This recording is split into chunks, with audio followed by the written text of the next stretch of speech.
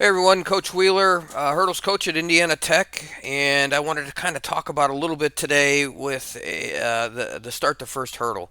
I don't want to go into any major specifics here about angles or push or anything like that. I just want to talk about locating the hurdle. A lot of young hurdlers and actually some more advanced hurdlers tend to try to locate the hurdle within the first push out of the blocks. And when you're doing that, you are moving your center of mass, which is located here at the belly. As soon as you raise your head up, you've taken your center of mass, which is in the middle of your body, and you've pushed it in front of you. And now you are chasing your center of mass instead of pushing your center of mass. So the body's angle will be this way. This is the head and the neck as the bending area. You come up into that first position. Your center of mass is going to be in between your hips, which is going to be right here. And if you come into this position and look up, you've taken your center of mass and you've pushed it out in front of you. And now you have to try to push your hips to catch it. That's why you see hurdlers, when they locate too quickly, they'll do this. They'll come straight up into the air because their hips are trying to chase that center of mass. And you want to continuously push that center of mass forward. And how you do that is by not lifting your head to look for the hurdle. So, what I tell my athletes is locate with your eyeballs and not with your forehead. So that's going to keep them here. So as they start to accelerate, they can look for the hurdle here with their eyes, but I don't want them to locate with the center of their forehead. I want to keep their head down. I always tell them you need to keep your head in a neutral position. What I mean by neutral is it's not dropped down and it's not lifted up. We want to keep your back of your head and your back all at the same angle as you start to come up. Um, so that's kind of what I want to make sure, and it's really difficult to do. It's a really bad habit when athletes are lifting that head up to look for the hurdle. And I always tell them, listen, the hurdle's going to be there. It's never moved. It's never has moved since it's there. You know you're going to get there in 8 steps, and by 6 or 7, you should be able to see it by then. Hopefully not until 4 or 5 you start to look for it.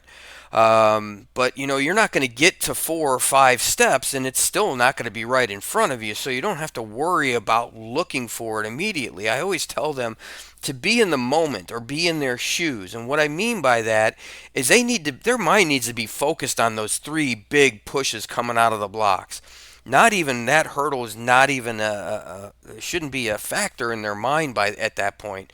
Really big, exaggerated back elbow pushes coming out of that block before they start to look up for that hurdle. I want my athletes to keep that attack angle as long as they possibly can. That's where acceleration happens. And a lot of athletes look in the first step or the first 2 steps and they come up too quickly, and now they're trying to accelerate and they're not letting gravity or inertia, which is pulling us down to the earth, help in that acceleration phase. That's why, really good coaches who coach the 100 meters, 200 meters want their kids to hold that attack angle because inertia or gravity is helping you in the acceleration phase. So I want them to keep that same attack angle. So again, I want to keep their heads in a neutral position. I tell them specifically to be in your shoes or be in the moment, which means that their frame of mind needs to be in those pushes.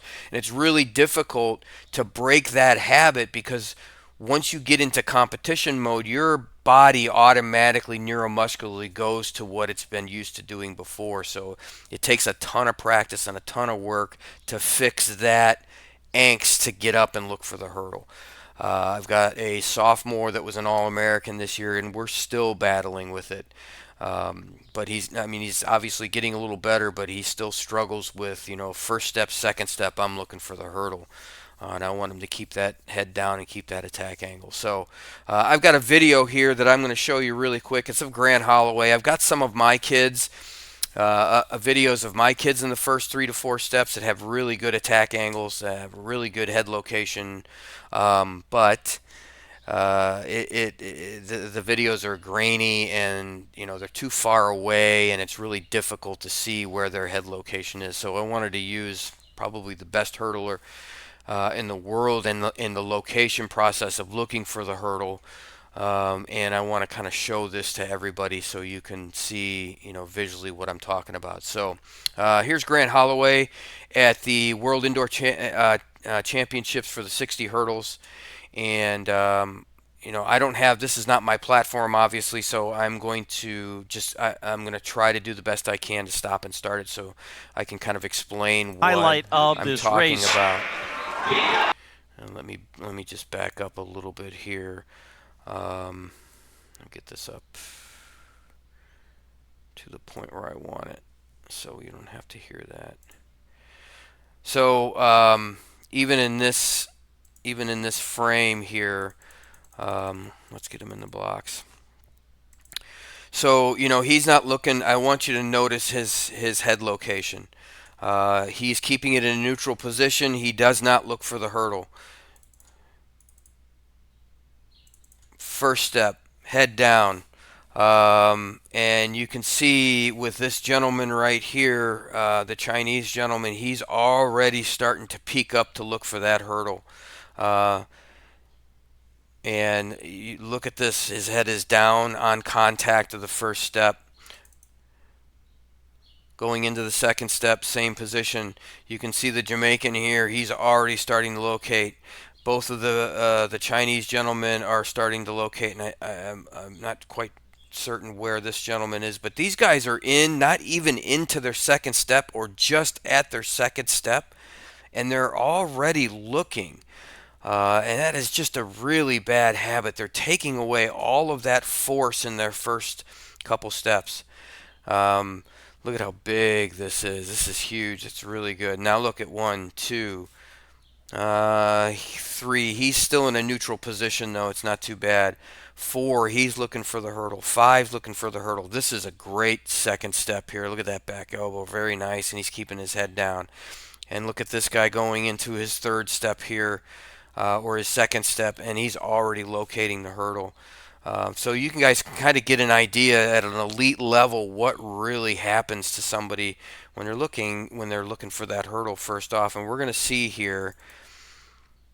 Look at this attack angle. Look how good that is. And again, see, now almost all these guys are head up looking, and he's going into his third, maybe his fourth step, and he hasn't even looked for the hurdle yet. Now there he's looking for it there, and this is step 5.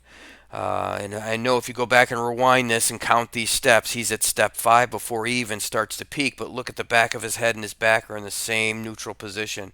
All of these guys, although they are holding a little bit of an attack angle, and again, these guys are elite, um, but the amount of force and push that they would have gotten would have been much greater for them if they would have held their head in it and held that attack angle. So here we go. Everybody's in the position. Now we're into that third step, and he's got his eyes on the hurdle now. Grant Holloway does here, and you're going to see he's the first one over his hips are almost at the hurdle, and everybody else is a mile behind already. So, this is just a really, really good point of, holding that head in position. So, and again, what I tell my kids, uh,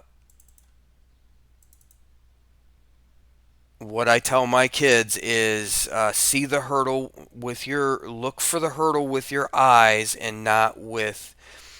I want the kids to look with their eyes and not with their forehead.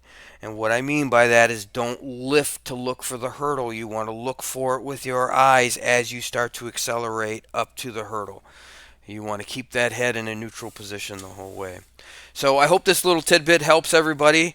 If you like it, Yeah, hit the like and smash that subscribe button for me, and be prepared. I'm going to start pushing out a lot of videos now that my season's over with. And grab your crayons, and we'll get rolling on some of this stuff. And if you subscribe to this, it just you guys know YouTube. If it gets the algorithm out, it's gonna.